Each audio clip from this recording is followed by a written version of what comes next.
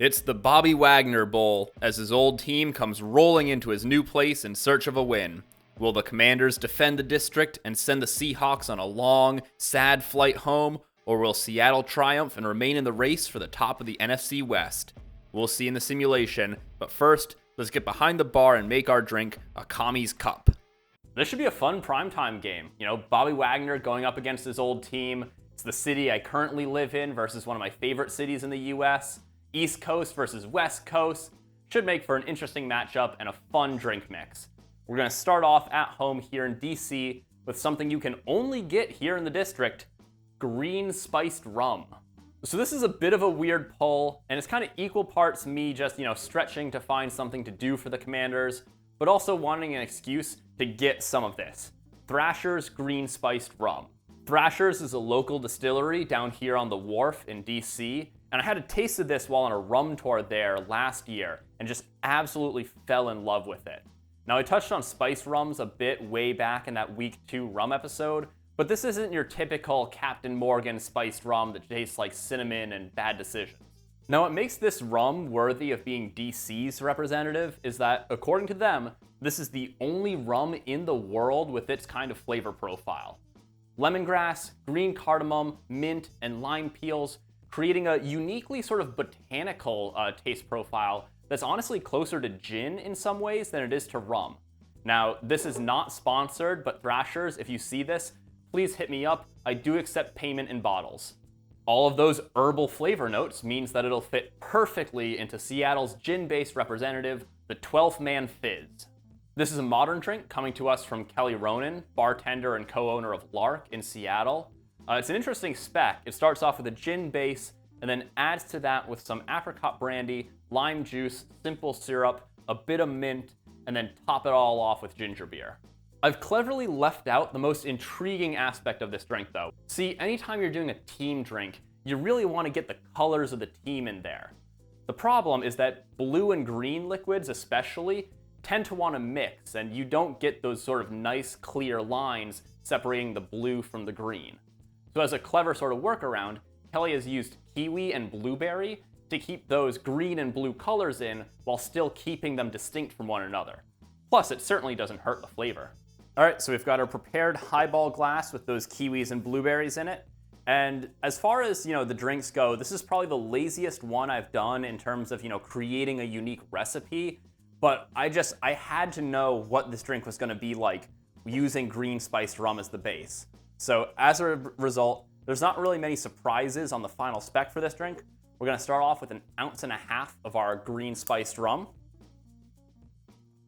They sell this in big and tiny bottles. I got the tiny bottle because I knew that I only had to make, basically 1 or 2 cocktails with it. But again, Thrashers, you want to hook me up with a big bottle, I will absolutely plug more of your shit. You guys make good rum. 1/2 ounce of our apricot brandy, aka apricot liqueur. I always like it when I get to reuse, bottles that I buy between episodes. Makes me feel less wasteful. Makes me feel better about spending that money. 1 ounce of our lime juice. I can smell the green spiced rum from here in this drink. I'm so curious as to what that's gonna do. This drink intrigues me. I also hope I didn't overfill that glass. And then 1/2 ounce of our simple syrup. A little bit of sweetness. A little bit of sweetness. Bam.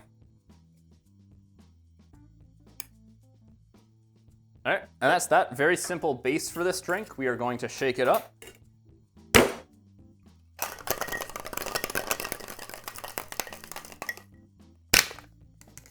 Whoop. Staying crisp with it. I'm gonna strain that into this glass. Let it percolate down on through. Okay, good, I didn't overfill. Thank God. Really worried about that.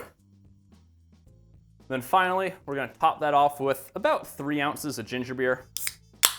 Woo! It's been a little while since I've sprayed something on myself.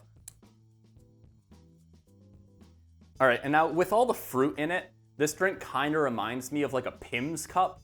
So I've decided to call this drink the Commie's cup. Let's give it a try.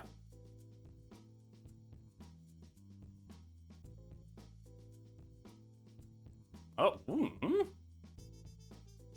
Ooh. I think this drink just gave me whiplash. Hold on, wow, okay, I need more time to process what is going on here. What the cinnamon toast fuck?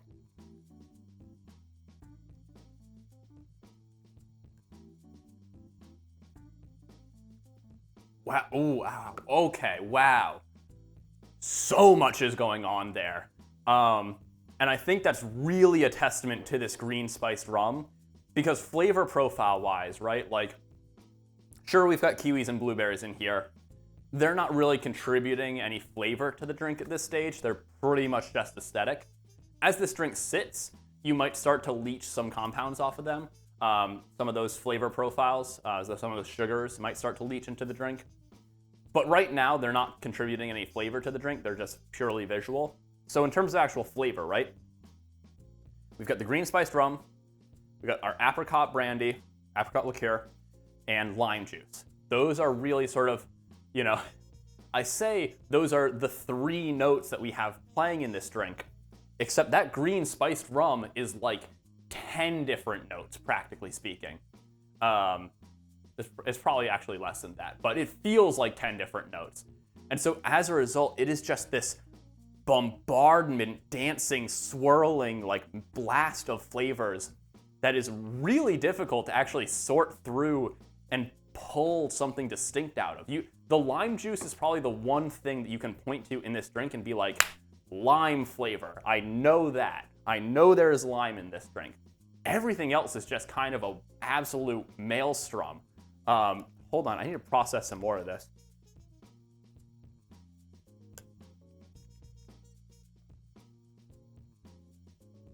Yeah, that green spice rum puts a really interesting spin on this that you wouldn't get with a gin. Its flavor profiles, I'd say, are like more robust than a gin, right? A gin, even the most sort of, you know, punchy, botanical, herbaceous, you know, floral gins, they tend to be sort of lighter in their flavor profiles, you know? They're hitting the high notes, so to speak. This one is like shredding like the tastiest bass lick you've ever heard. It's doing a lot of its work down in that sort of lower flavor space, but it's still hitting all of the sort of like herbal notes. They're just pitched down, so to speak.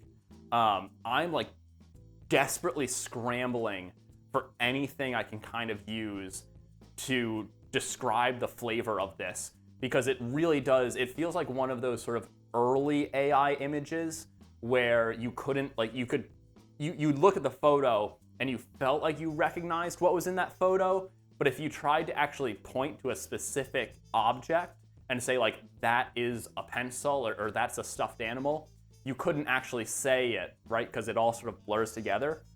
That's kind of what's going on here.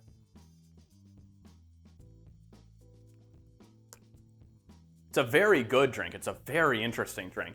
There's so much going on in it. It's got a bit of harshness to it, honestly. Not in a bad way, but I mean, a full ounce of lime juice combined with ginger beer as well. I mean, that really gives some punch to this drink. It is a bitey sort of drink. Despite looking sort of, you know, almost like a picnicky lunch drink, I actually don't think I would choose to serve this in that kind of setting, because I think it would probably be too harsh for most people. I think it'd be a bit too aggressive. But it's very nice. It's a very good drink. Like, don't mistake me saying this drink is aggressive for saying it's bad. This is a good drink. It's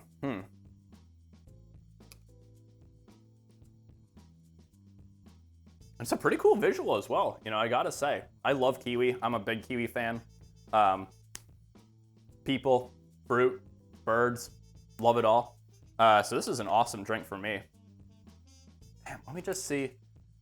Let me go in one last time just to see if there's anything I'm missing here. Probably missing something, because this is just such a dense drink, flavor-wise. I think the ginger beer plays an interesting role in this drink. Obviously, it lengthens it out a little bit, but because of how we've constructed this drink, right? It's constructed over ice. It's got a bunch of sort of extra stuff filling the glass. The ratio of ginger beer to actual material in the drink isn't as skewed as you might get in other drinks. So it actually plays like a far more subdued role. It really is just kind of coming through a little bit, adding, a little bit of extra fire, little tiny bit of sort of bubbles, that effervescence to it. But really, it's pretty muted in the grand scheme of things. This really, I think this is an interesting way to showcase that green spiced rum.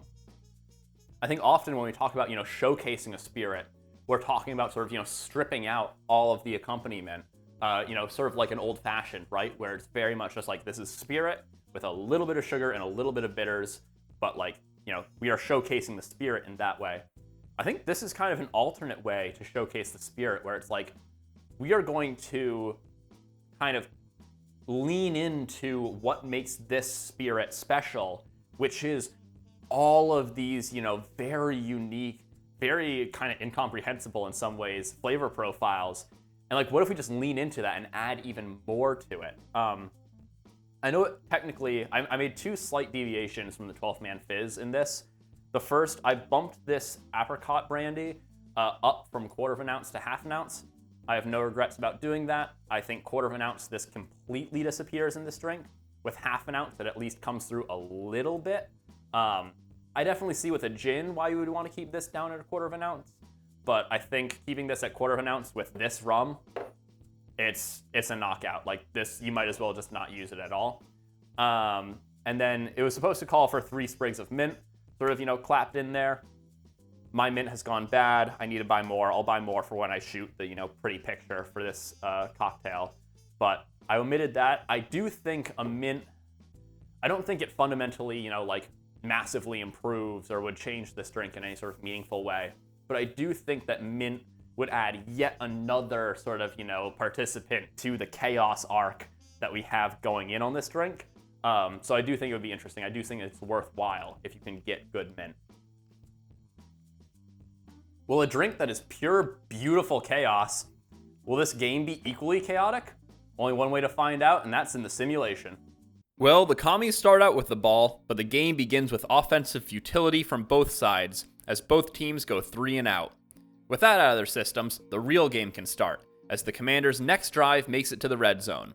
On 3rd down, Leonard Williams pushes Jaden's lineman into him, knocking him on his tuchus and forcing Washington to settle for the field goal, ending the first quarter up 3-0. Seattle's second drive is far better than the first, as a cheeky play-action swing pass to Zach Charbonnet works beautifully, and he takes it in for the first touchdown of the game. Both offenses have well and truly found their groove now, though, as the commies are back in the red zone, and Jaden Daniels scrambles on in, untouched, for the 7-yard score. Okay, I say they've found their groove, but on the following possession, Washington brings the blitz, and Bobby knocks the ball right out of Darnold's hands. Commies recover the fumble on the 19-yard line. Mirroring Seattle's touchdown, they throw a little swing pass to Bill for the 5-yard touchdown, putting them up 17-7 at the half. Things don't start off great for Seattle in the second quarter, as a holding penalty and a sack have them facing down a 3rd and 24. While Horton comes up short of the first, he does pick up enough yards to set them up for a 55-yarder, which Myers hits, cutting the deficit to 7. Unfortunately for them, this Commanders offense stays rolling in the second half, as Jaden fires a dart to Zach Ertz for a 23-yard touchdown. On Seattle's first snap with the ball again, K9 finally gets some room to run, tearing 54 yards downfield before he's finally chased down by the safety at the 12-yard line. Sadly for the Seahawks, they're unable to close those final 12 yards, and a pass breakup on 3rd down forces them to settle for 3, keeping this a 2-score game in the 4th quarter. However, their defense gets a stop, giving the offense the ball back, and this time it's Kenneth Walker through the air with a 36-yard receiving TD. Seattle's trying to make this a field goal game and goes for the 2-point conversion, with Darnold finding Kupp in the back of the end zone, only 3 more points to go. Now, most teams in this position would just run the ball, try to kill some clock, maybe go for a short pass if they felt they had something good, but this is not most teams. Jaden Daniels climbs the pocket and heaves up a 65-yard bomb to Scary Terry, teleporting them all the way to the 5-yard line. And from there, they only need 1 more play to score, with a little cross screen to Bill, making this a 10-point game. Now, it takes far longer, but the Seahawks do also make it to the red zone, where Sam Darnold scrambles in for the score, while Commanders linebackers literally have their backs turned to him. Ultimately, it doesn't matter though, as the Commanders recover the onside kick and then just kneel out the rest of the clock, winning 31-28 at home.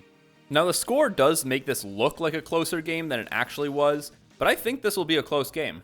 Obviously, a healthy Jaden Daniels makes a huge difference. I'm much less confident Washington walks away with a win if it's Mariota under center. Speaking of Jaden, he had a damn good game against the Seahawks defense, putting up 3 touchdowns, 0 interceptions. Both of these quarterbacks actually had really similar games, both with exactly 244 yards, though it took Darnold one more pass to get there. Unfortunately for Darnold, he only managed to find the end zone once this game. Well, K9, my beloved, put up a really solid game on the ground, with that big run propelling him to 84 yards on 13 carries. In keeping with what is apparently the new way of things this season, though, he failed to score a touchdown on the ground. Still fared better than his Commanders' counterpart, though, as Bill only managed 27 yards on 10 attempts. Indeed, their leading rusher was Jaden Daniels, with 79 yards and a touchdown, which would actually be his best game of the season. Also, Zach Charbonnet only got 2 touches in this game, but he used one of them to steal a touchdown away from Kenneth Walker. Walker did manage to notch one through the air though, something he's only managed twice in his career. He also saw way more targets in this game than usual, hauling in 5 catches. For context, he's had a total of 5 catches in his past 6 games as of writing this. To nobody's surprise, Scary Terry leads the Commanders in passing yards, with the majority of his 117 yards coming on that late game deep bomb. Surprisingly, JSN is all the way at the bottom with only 2 catches for 5 yards. That would be tied for his fewest receiving yards in a game ever, and again, more context. He's averaging over 100 receiving yards per game so far this season. I don't see a world where he sees this little use. Thankfully, we can always count on the Monte Carlo sim to fix those usage issues, but even the Monte Carlo sim is likely underestimating his output, putting him at about 6 catches for 58 yards. For the QBs, Jaden Daniels regresses harder than Sam Darnold, falling below 200 passing yards. Kenneth Walker sees his rushing yards drop down to 52, while Bill is still actually about the same as in the Madden sim. And while Terry still leads the Commanders' receivers, Debo gets far more involved. Over in the results, we again have a pretty normal distribution of scores, though this one is actually on the slightly higher end, with the most common outcome being a 17-14 Commanders victory. So the Monte Carlo sim and Madden appear to be in agreement initially, but when you average all 10,000 games, the result actually shifts over to Seattle, settling on a 19-17 Seahawks victory. Do you agree with the simulations, or do you envision a different future? I'm looking forward to hearing your thoughts down in the comments. As a reminder, our drink for this matchup is the delightfully incomprehensible Commie's Cup. If you make it, please let me know what you think, and I'd love to hear your suggestions for what drink should be your team's representative. Stay curious, stay thirsty, and I'll see you in the next one.